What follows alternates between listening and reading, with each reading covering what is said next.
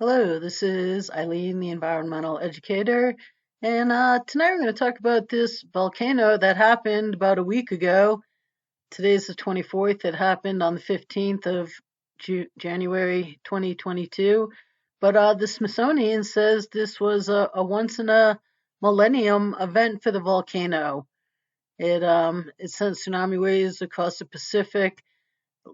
Tongans are without access to water and power and a lot more.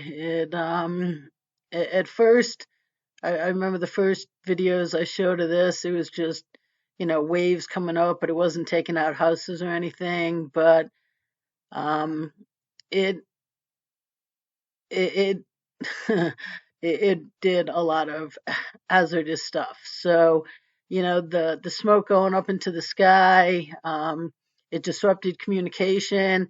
Air travel has been halted because when the ash comes down onto the ground, this ash is everywhere.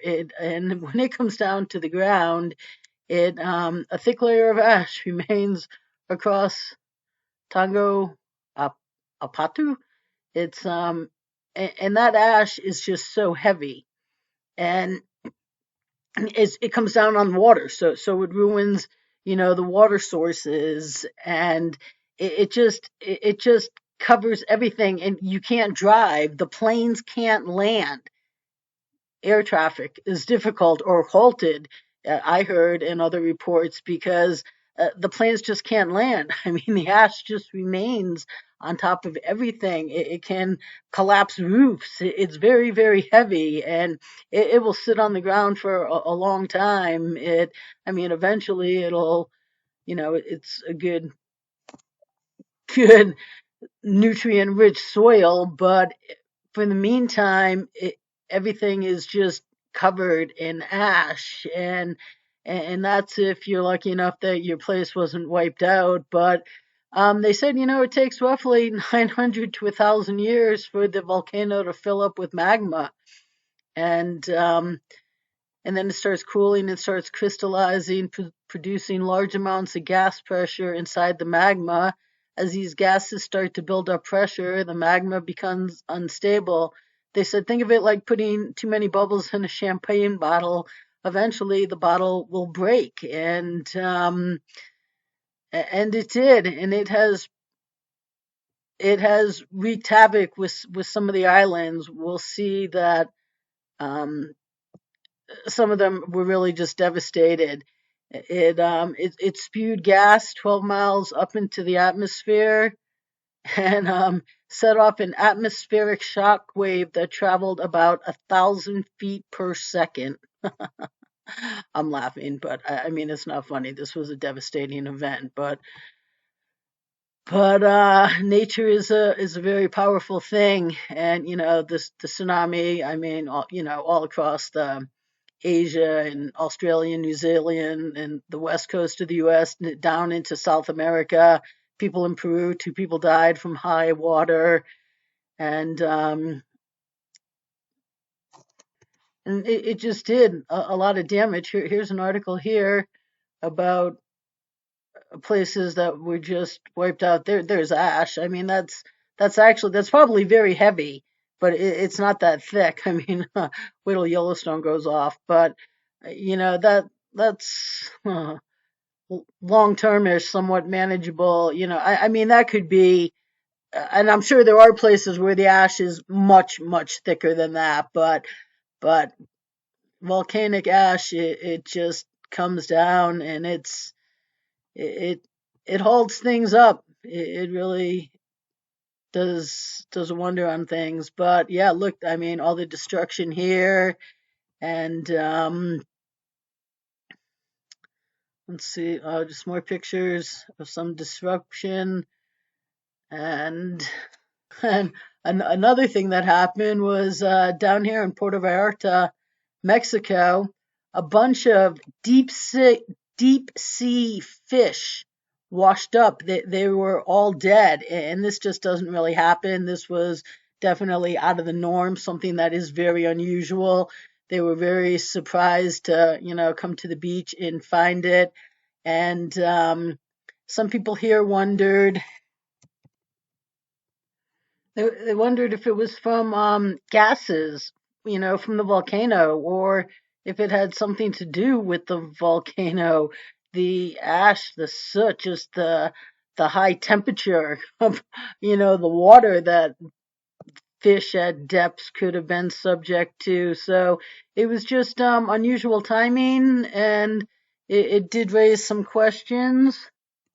Another thing that happened was a giant sulfur dioxide plume erupted and it spread across the world and it will harm the environment for years. This is from Strange Sounds. I think I got this off of stevequail.com, but here's high up in the atmosphere, sulfuric clouds and all from the volcano. This is like 4,300 miles away. And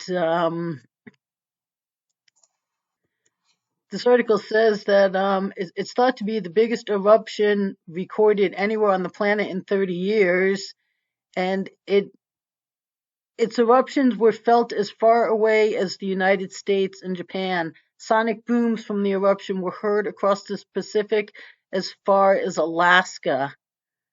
Yeah. And and the shock wave resulted in a noticeable jump in atmospheric pressure around the world. That that is some pretty powerful stuff. Here's the volcanic plume up here in the stratosphere. The troposphere is the first layer of Earth's atmosphere. The stratosphere is the second. It starts at about the troposphere goes from 5 miles above the poles and 10 miles above the equator. So, the stratosphere starts at like 5 or 10 miles over your head and goes up to about 30 miles. This is about at 19, 20 miles, this volcanic plume, they say.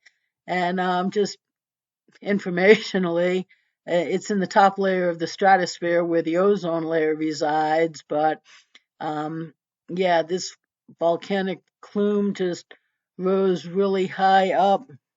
And it says here that other calculations say that maybe the plume reached even higher, up to 35 miles above the Earth's surface.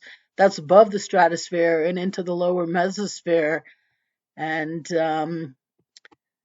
if you're unaware, Earth, uh, uh, hold on, wrong picture. Earth, its first layer is the troposphere. That's where all life and weather happens, and then it's the stratosphere, and that goes up to like 30 miles, and at the top of the stratosphere is where the ozone layer is, and then it's the mesosphere and the thermosphere and the ionosphere, which they're going to talk about a little bit.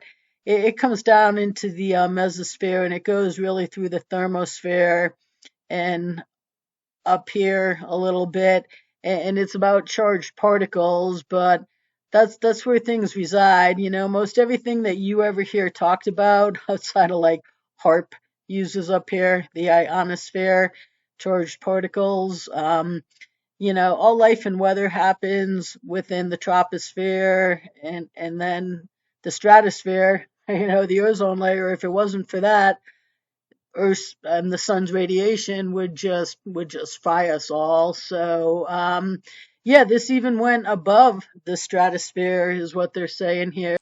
But all of that in the sulfur dioxide has has created some spectacular and very vivid purple sunsets, not only across Germany but across a lot of the world.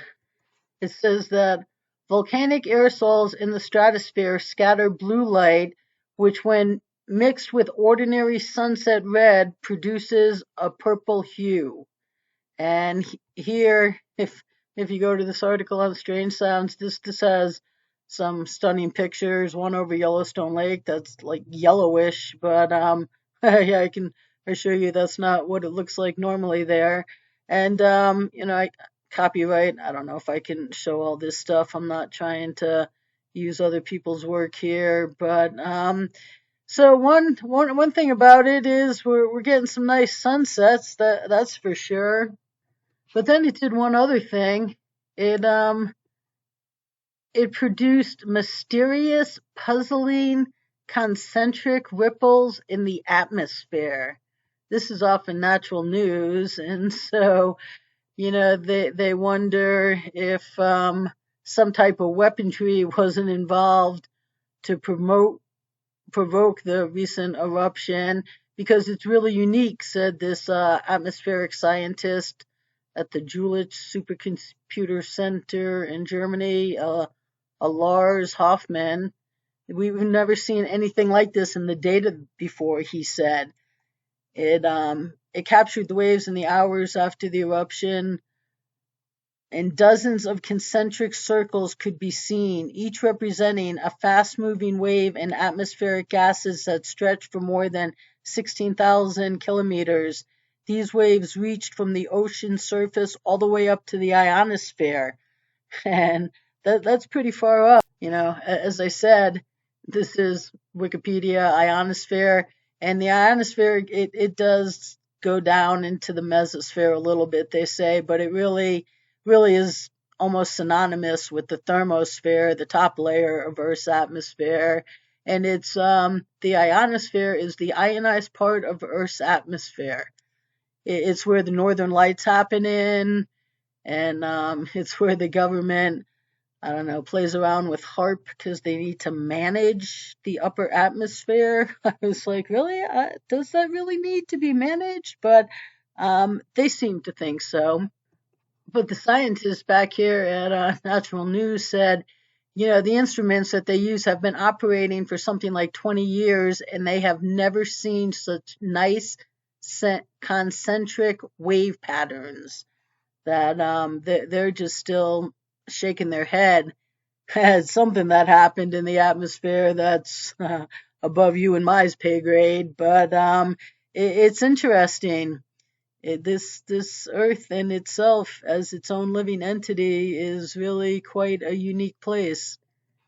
The scientists said that those waves it could be the rapid updraft of hot air and ash from the eruption that triggered the waves.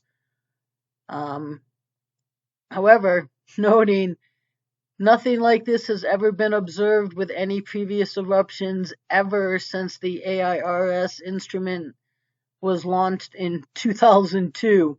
So, yeah, 20 years ago. So that's really puzzling them. As I said, they're just shaking their heads. This guy is an atmospheric physicist. So, again, over you and my pay grade. But he said it must have something to do with the physics of what's going on, but we don't know yet.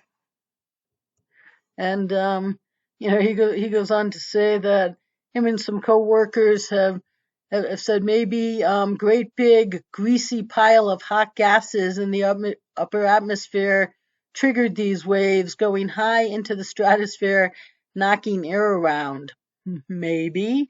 Another idea is fundamental composition has been altered electrochemically in some way, possibly with geoengineering or chemtrails. So you can't rule that out either.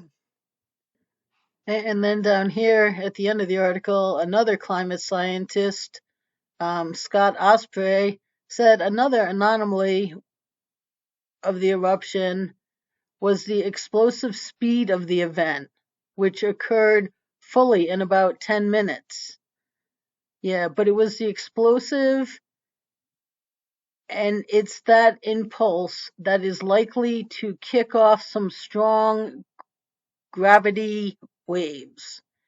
So, again, above you and my pay grade, but this was a historic event, as the Smithsonian says, once in a millennium event, and it was very destructive, and it created some interesting things, potentially these fish, these sunsets and sulfur plumes, and all of this sulfur in the atmosphere, that combines with precipitation and creates acid rain. And remember when the environment first started being talked about, like in the 70s? That's what the talk was. acid rain. And you don't hear about that too much anymore, but people talking about this eruption and these sulfur plumes have brought that up. So, that can affect a lot of things. A lot of growing of things and even just bodies of water. So, yeah, acid rain, not good. But it also produced these mysterious ripples in the atmosphere. So, I just thought I'd bring you this little bit of tidbit because I've seen a bunch of these articles and this is just interesting stuff. Every day Earth changes. This volcano, it changed the face of the floor. It changed